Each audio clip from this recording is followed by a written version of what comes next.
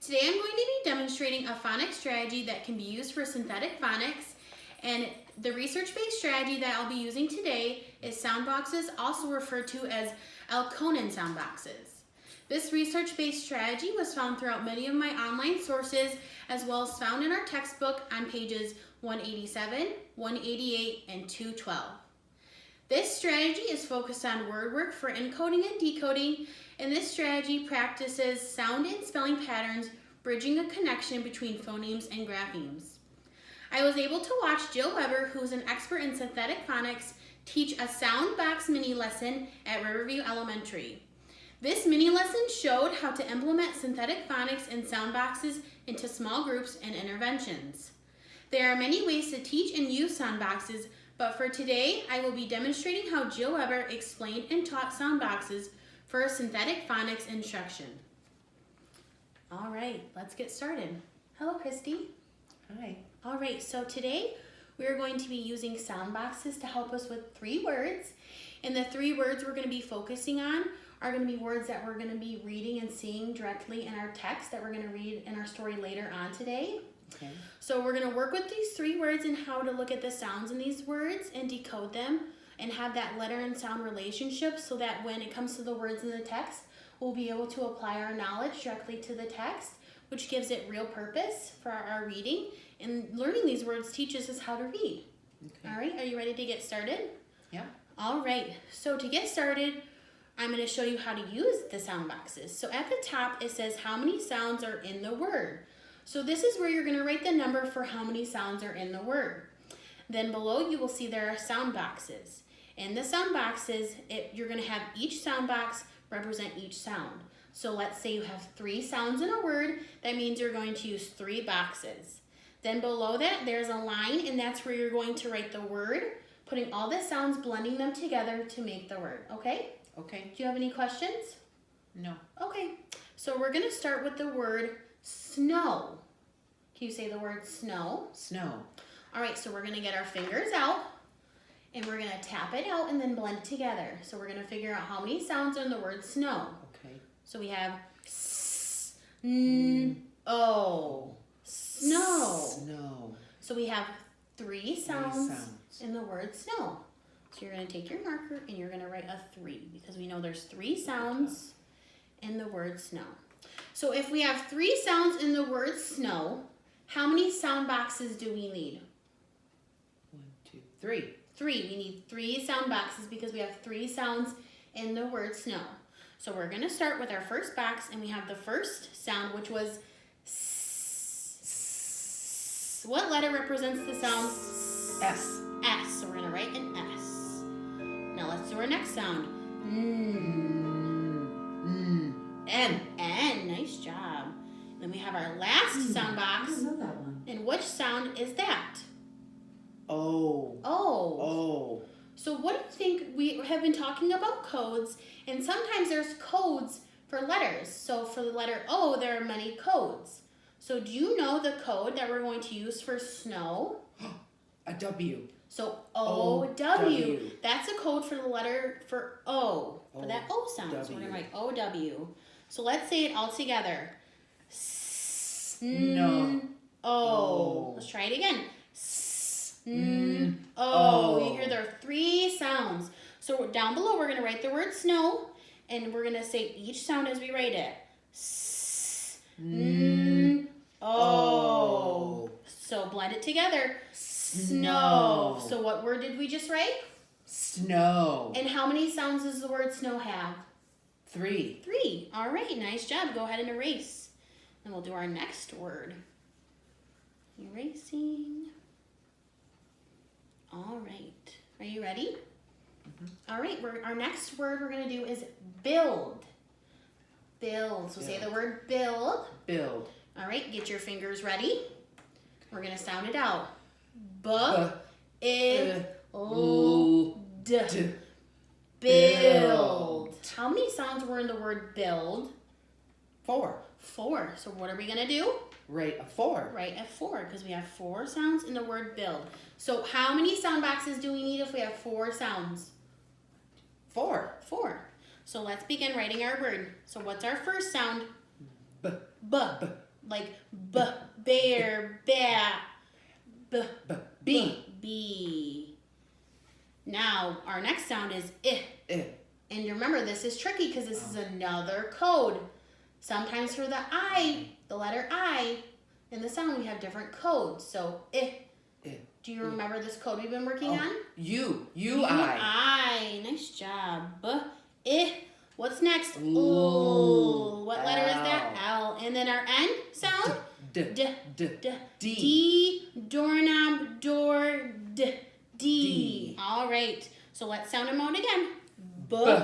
I. L. D. D. Build. So now at the bottom, what do you need to do? Write the Write word. it out, Write and you need build. to make sure you're saying those sounds. B. I. L. D. Build. Build. So what word did we just do? Build. And how many sounds? 4. 4. Nice job. We're going to move on to our last word. So you can go ahead and erase. Erase your board. Get ready for our next word. All right, our last word is the word dome. Say the word dome. Let's get our fingers ready. And I want you to try to do this one independently so I can check and see how you're doing with this, okay? Okay. So get your fingers. D. O. So D. Dome. O. Dome. Dome. How many sounds are in that word? 3. 3. So what do you need to do? I write a 3. You write a 3. All right, now start with your first sound. D. D. D. Do you want to write a capital D or a lowercase d? Lowercase d. Lowercase d, because we are just writing words, so it needs to be lowercase letters. Lowercase d. So D. D. O. O. O. You hear that M sound? Oh, but we know we hear that O sound. So what do you think goes there? Oh. There's an E because it makes the O the long sound. You're right. There is an E on the end E. with the M because when we have the word dome, we hear that that O vowel is saying its own name because this E, what is this E called? A silent E. A silent or a bossy E. Or a bossy E. And that E makes that vowel say its own name, so it makes that O into a long vowel sound. Right. Because if we didn't have that E, it would say dom, not dome. All right, so what are those sounds? D. O. Dome. Nice job. What do you need to do now? Write dome. Write the dome, but what do you need to do as you write it? D. Sound it out. O. Nice Dome. job. All right, go ahead and erase. We're going to do one more thing with the word dome, and we're going to write a sentence. All right. Are you ready? All right. So we know that in the word dome, how many sounds are there? 3. There's 3.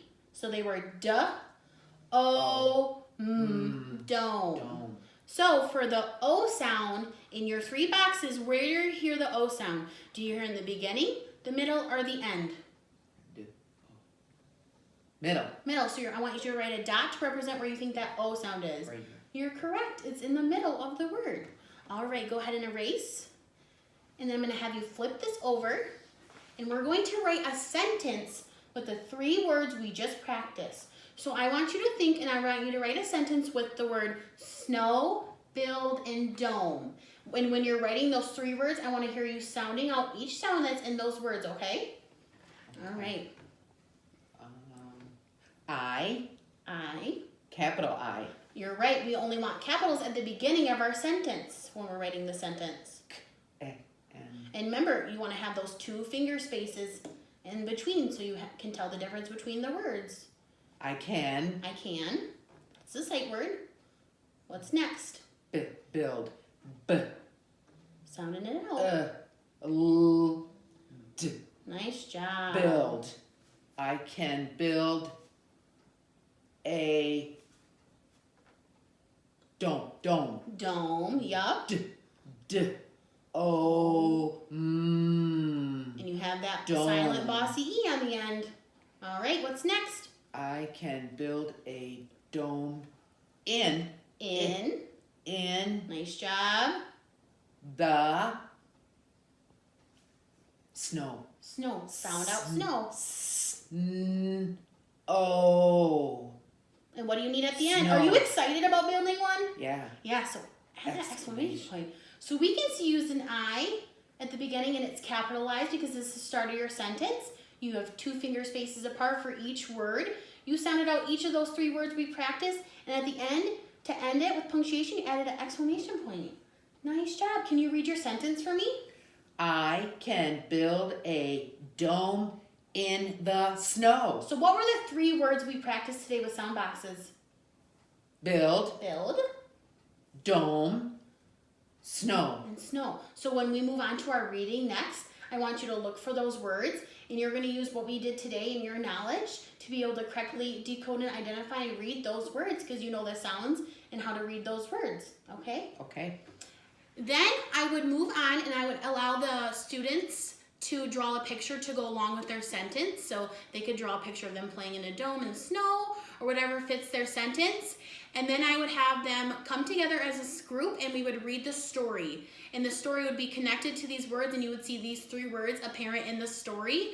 And when I would get to those words, we would focus on those directly since that's why we were doing the sound boxes, was so when we got to those words, we could decode them and read them.